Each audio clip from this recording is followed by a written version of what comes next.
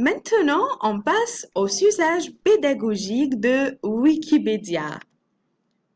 Au cours de 10 dernières années, Wikipédia est devenu incontournable dans le monde de l'éducation. Les étudiants la consultent pour faire leurs recherches. Les enseignants ont des avis partagés sur sa valeur comme source. En fait, on a déjà dit que le Wikipédia, c'est le 5e site mondial consulté. Il est possible d'utiliser les projets Wikimedia en différentes manières dans le supérieur. Tout dépend du niveau de maturité de l'équipe pédagogique, de la liberté des enseignants et du programme de formation initiale des étudiants. On a 3 grandes manières d'enseigner et d'apprendre avec Wikipédia. Premièrement, la première fait de l'élève au lecteur apprenant. L'acteur apprenant, c'est-à-dire il a une approche qui est celle de la pédagogie classique, recherche, consultation et exploitation d'informations, ça va. Une seconde approche, pédagogie active, y ajoutera une dimension supplémentaire, celle de la contribution, qui fait aussi de l'élève un rédacteur et éventuellement un illustrateur qui s'intègre dans une communauté apprentissage ou bien une communauté d'apprendre. Une troisième fois pour les étudiants qui ont un bon niveau et ça avance. Mais quels sont les avantages et les intérêts de travailler avec Wikipédia? Premièrement, se sentir utile et fier d'avoir amélioré l'outil ou son contenu.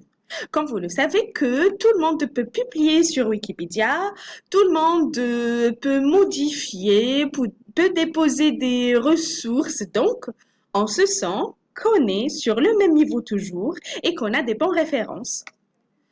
Pouvoir plus tard retrouver ses propres contributions enrichies ou corrigées par les autres, ce qui peut être un moyen de capitaliser et améliorer un savoir avec un retour sur investissement.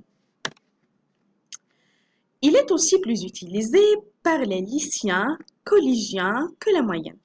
On constate que seulement 65% des lycéens trouvent des articles faciles à lire, contre 80% en moyenne, notamment parce que ceux-ci sont considérés comme trop longs. Comme vous savez que les lycéens, quand ils trouvent qu'on a quelque chose qui est trop long, donc ils s'ennuient, il a dit ça sert à quoi, je voudrais bien bref.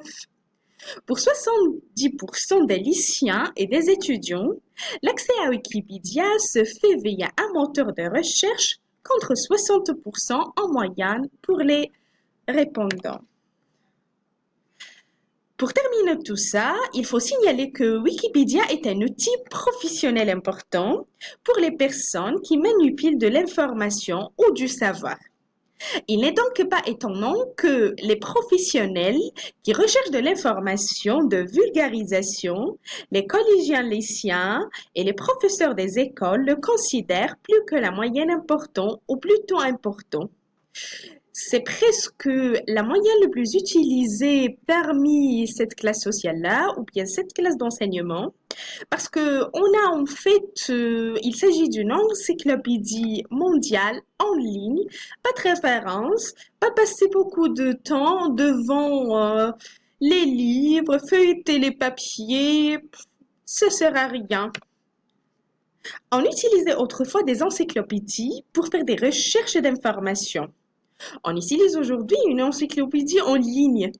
Quand on est lycéen ou collégien, on recherche une information synthétique qui répond à la demande. Puisque dans les livres, on se débrouille. On a beaucoup d'informations, on a beaucoup de choses et on lit beaucoup pour arriver au point qu'on veut ou bien au point qui est utile pour notre recherche. Et ça permet de gagner du temps, d'autant plus qu'elle est recommandée par un tiers de confiance, le moteur de recherche. Ce site est aussi pertinent pour les professeurs des écoles qui ont besoin d'informations fiables et adorables sur un grand nombre de sujets ou pour les professionnels plus spécialisés comme les étudiants ou les enseignants du secondaire ou du supérieur. Là encore, Wikipédia se substitue à des encyclopédies ou des dictionnaires encyclopédiques. En fait, pour les professeurs aussi, il s'agit de trouver d'autres moyens pour enseigner ou bien pour donner ou transmettre une information à leurs apprenants d'une manière tout à fait facile et à comprendre. Merci à vous. À la prochaine vidéo.